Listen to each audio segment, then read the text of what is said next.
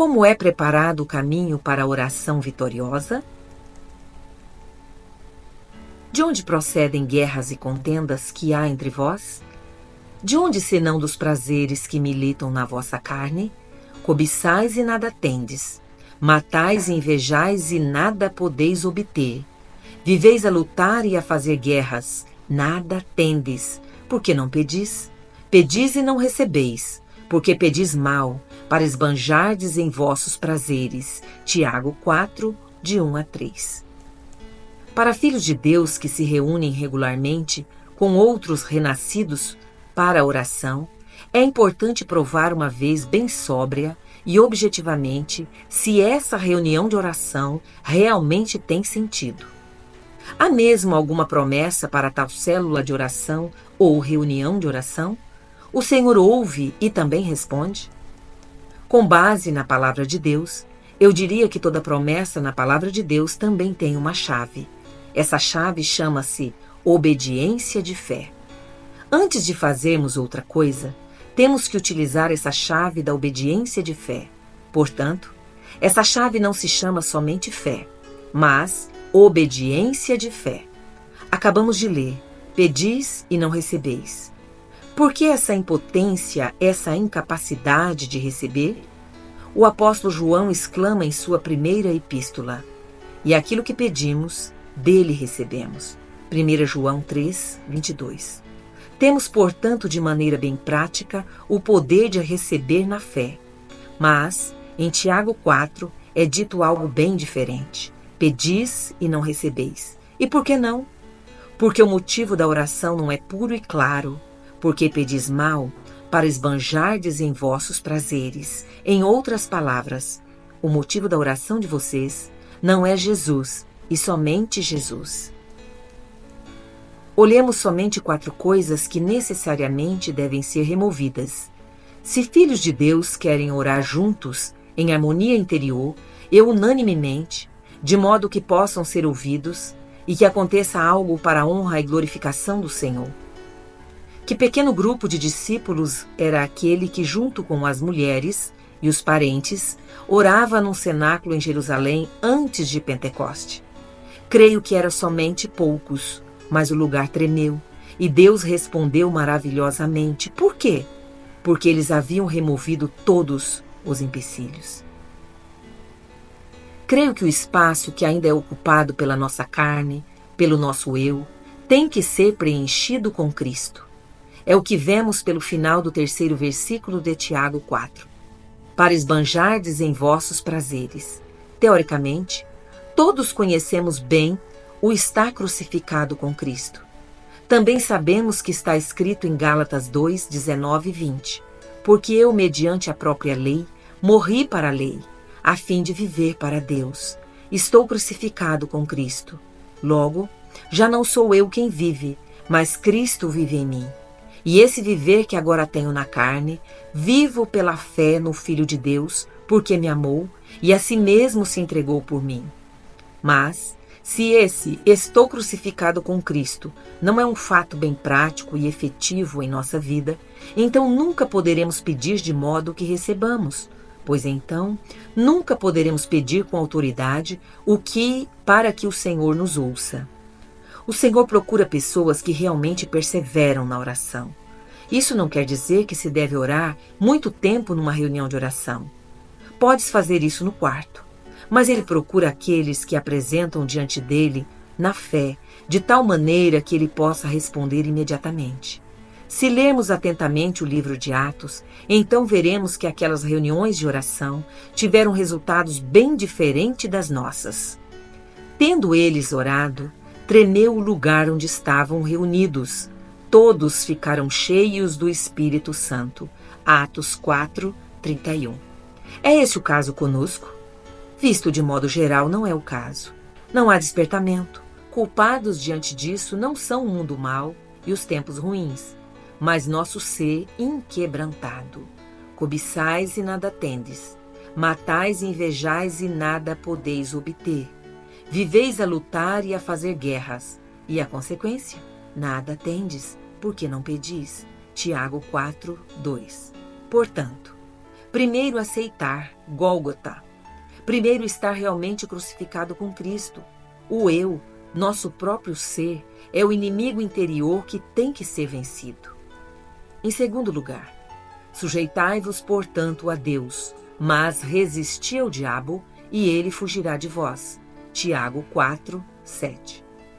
Penso que devemos começar primeiro em nós mesmos, com nossa carne pecaminosa, e depois falar do inimigo exterior.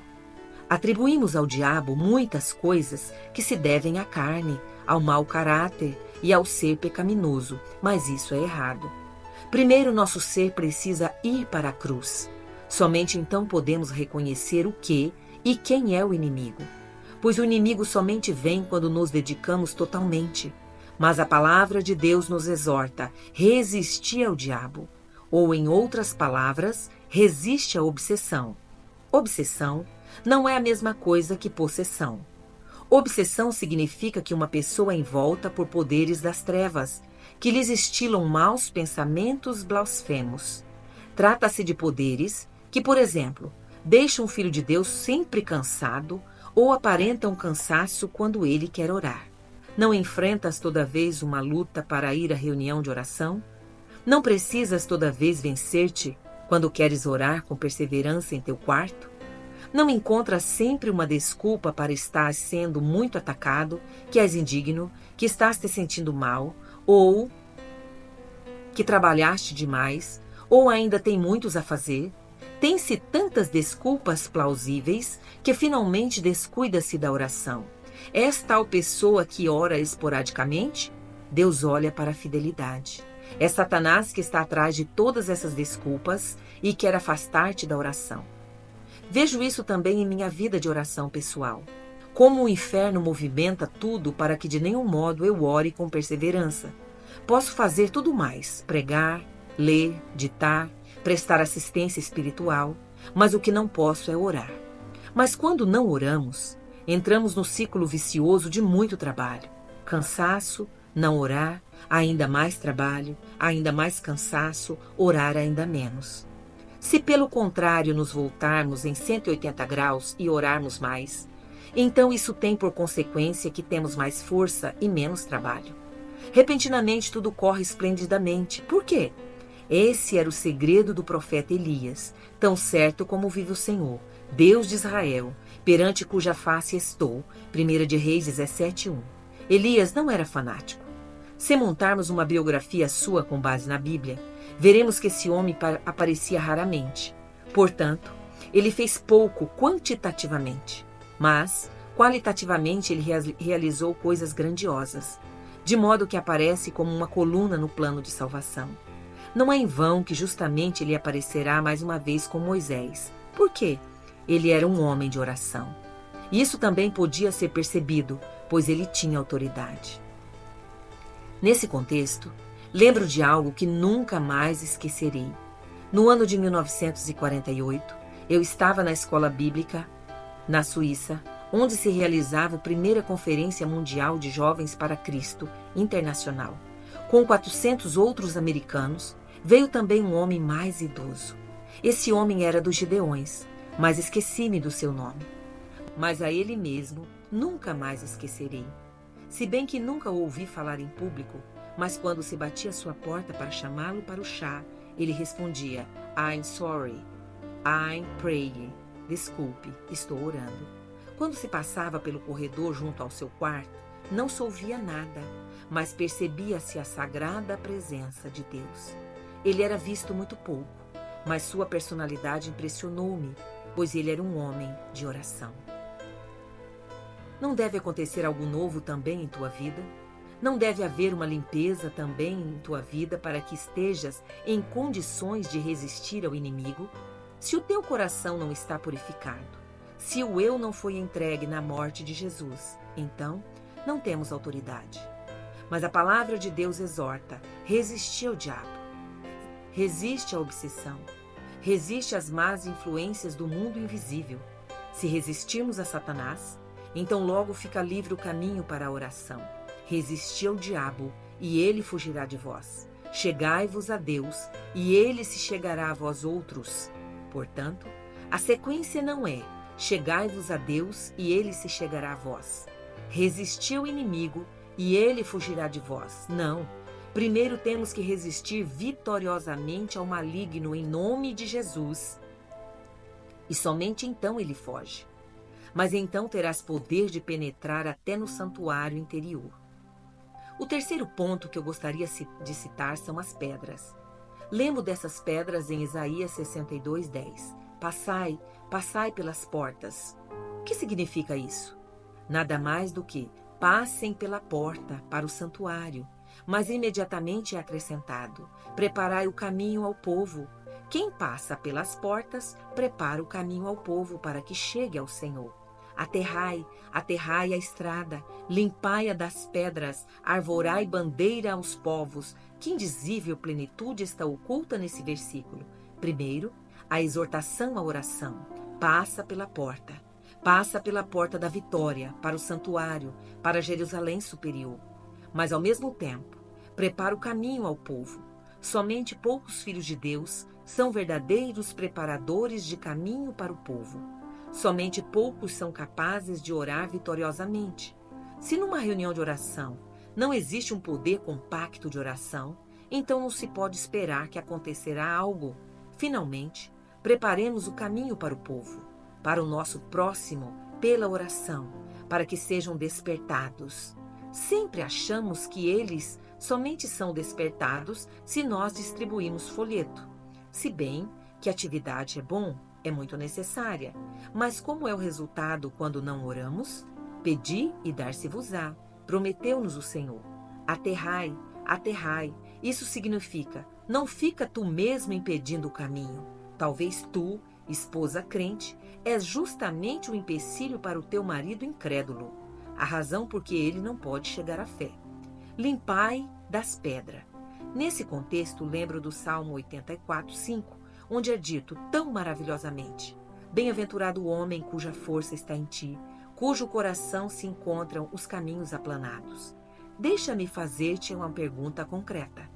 Há caminhos aplanados em teu coração para a oração vitoriosa? Ou tropeça-se sobre o teu caráter duro como pedra? Retira as pedras do orgulho, da hipocrisia, da impureza e deixa ver caminhos aplanados em teu coração. O Senhor quer deixar fluir sua bênção através de nós. Quando passamos pela porta, preparamos o caminho para as pessoas à nossa volta e retiramos as pedras. Então, finalmente estaremos também em condições de arvorar uma bandeira aos povos. Isso também está escrito nesse versículo tão rico de conteúdo em Isaías 62:10. Arvorai bandeira aos povos. Isso não significa nada mais que realiza a missão mundial. Encontramos o quarto ponto no versículo 12 de Oséias 10. Arai o campo. É um fato profundamente abalador que muitos filhos de Deus não querem fazer uma nova aração. As velhas pedras das faltas permanecem no coração e não são tiradas pelo arado nem expostas à luz. Pois quem hoje é capaz de dizer, perdoa-me, ou não foi correto da minha parte? Quem tem ainda hoje o poder de reconciliar-se? Fala-se e passa-se por cima das coisas, e as pedras permanecem no coração e não são arrancadas pelo arado. Esses 4 pontos são tão importantes que no final vamos recapitulá-los rapidamente.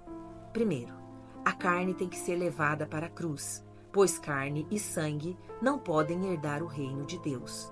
Segundo, resiste ao inimigo e ele fugirá de ti. Chega-te a Deus e ele se chegará a ti. Terceiro, faz com que haja caminhos aplanados em teu coração. Quarto, ara o campo de novo. O Senhor te dê graça para fazer isso agora, para que possa atingir o seu alvo contigo e através de ti, e possa vir um despertamento.